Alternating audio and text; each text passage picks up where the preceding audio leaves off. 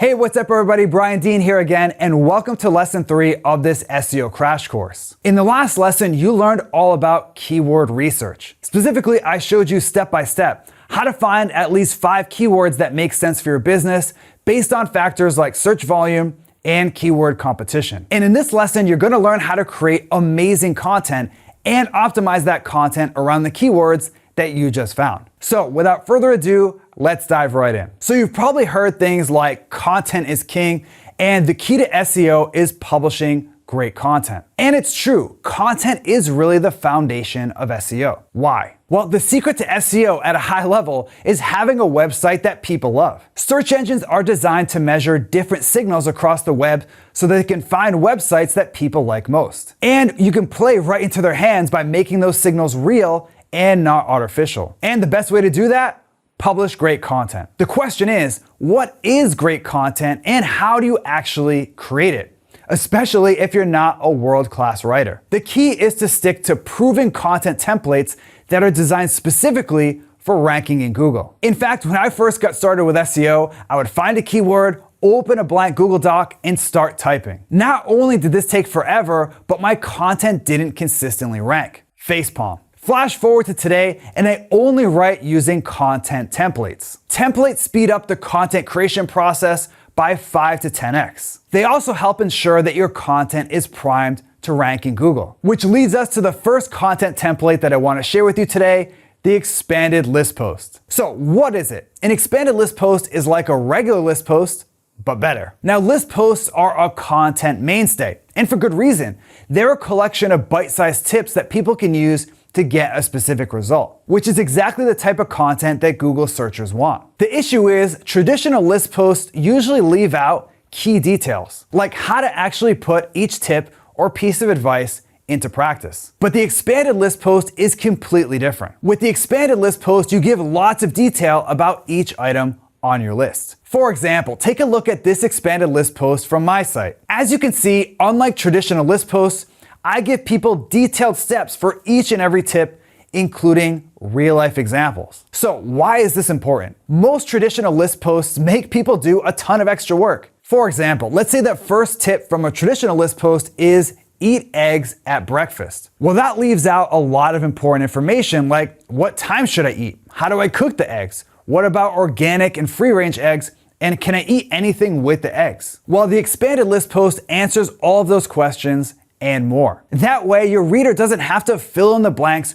or go back to the search results, which makes Google and users happy. Our next content template is the ultimate guide. As the name suggests, this is a complete resource that covers everything. For example, here's a guide from my blog that's racked up tens of thousands of visitors from Google. And because my guide is super thorough, other SEO and content marketing blogs were happy to link to it and share it on social media. So why has this guide performed so well? Well, my guide gives someone everything they need to know about a topic in one place. So there's no need for someone to read 18 different posts to put all the pieces together. Once they find your guide, they have everything they need to know right in front of them. This template is also great for getting backlinks, something we'll cover in the next lesson. That's because, like I just mentioned, bloggers will link to your guide when they write about your topic. Which leads us to our third content template, the tools of the trade. A tools of the trade post is a list of tools that you recommend. Now, to be clear, these tools don't have to be software. A tool can be a morning routine,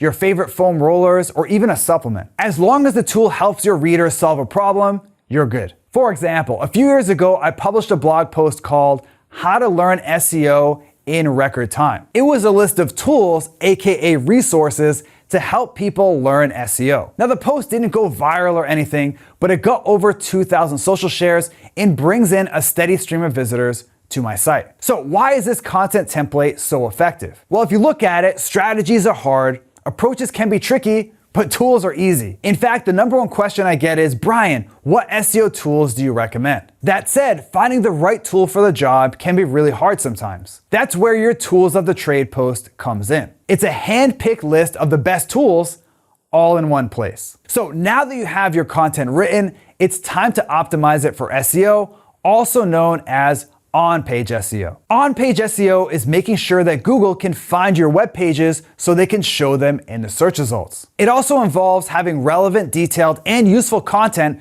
to the search phrases you're trying to show up for. In other words, you need to let Google know what your page is about and deliver content that makes Google searchers happy. Specifically, Google scans your page for specific words and phrases. And when it sees the same term over and over again, Google says, this page must be about this keyword. That's why it's important to use your target keyword on your page without going overboard. More on that later. For example, let's say that you just wrote a piece of content about organic dog treats. If you followed the template above, you probably naturally optimize your content quite a bit anyway, which helps Google understand that your page is really about that topic. That's because all the templates that I just shared with you focus on writing super in-depth, thorough content, which means you probably included your target keyword and related terms a few times already, and created content that provides a ton of value all in one place. But to double check that your content is optimized for SEO, here are the top 3 steps for SEO optimized content. So first, when it comes to on-page SEO, your title tag is key. Google has even said that it's important to use high quality titles on your web pages. So here's how to get the most out of your page's title tag. First, you want to front load your main keyword. Front load simply means that you start your title tag off with your target keyword. So why is this important? Search engines pay close attention to the terms that you use in your title tag, and this is why you want your keyword in your page title in the first place. But what you may not know is that Google also puts more emphasis on words and phrases that show up earlier in your title tag. So if it makes sense, start your title off with the keyword that you want to rank for. For example, let's say that you're writing an ultimate guide to yoga stretching. Your ideal title will be something like Yoga Stretching, the Ultimate Guide. Sometimes it's not possible to use your keyword that early on because it will make your title tag look weird. Yes, SEO is obviously important, but your title tag also needs to be useful for users too.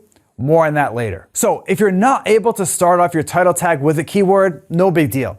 Just include your keyword as early on as you can. Your next step is to use internal linking. Now this step couldn't be any simpler. All you need to do is add a link from one page on your site to another page on your site. Now that said, you don't just want to add a bunch of random internal links. Yeah, random internal linking is probably better than not internal linking at all. But if you want to get the most out of your internal links, I recommend linking to other pages on your site that are closely related to your main topic. For example, let's say that you just published a tools of the trade post that lists the best productivity apps on the market. Well, you'd want to link to other pages on your site about productivity, like blog posts and maybe even services pages if you offer that. Finally, optimize your page for user experience. Improving your site's user experience can directly and indirectly help with your SEO. UX can directly help with SEO because Google knows when people start pogo sticking after landing on your site from the search results. And if enough people bounce from your site to the search engine results,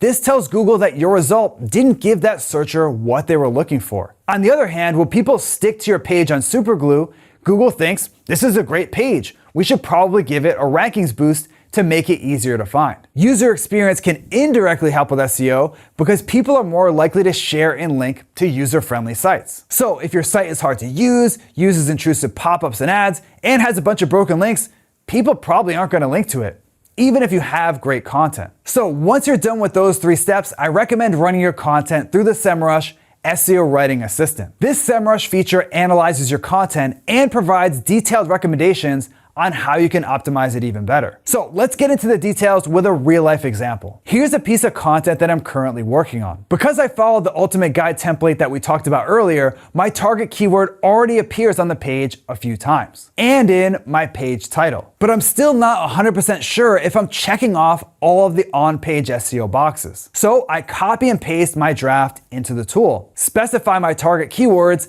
and it'll start scanning my content for SEO improvements. You can also import content from Google Docs or import text from a live web page if your content is already published. And as you can see, the tool gave me a number of suggestions that I could pretty easily implement to make my page better SEO optimized. So go ahead and put any suggestions that make sense for you into practice and you're good to go. In fact, that just about wraps up this lesson. To quickly recap, you learned that publishing great content is ultimately the foundation of SEO, but it's not enough on its own. To succeed with SEO, your content needs to be the type of content that gives users an answer to the question, or a solution to their problem. You also need to optimize that content so Google understands what your page is all about. Looking ahead to the next lesson, lesson 4, we're gonna cover a super important part of SEO, link building. See you then.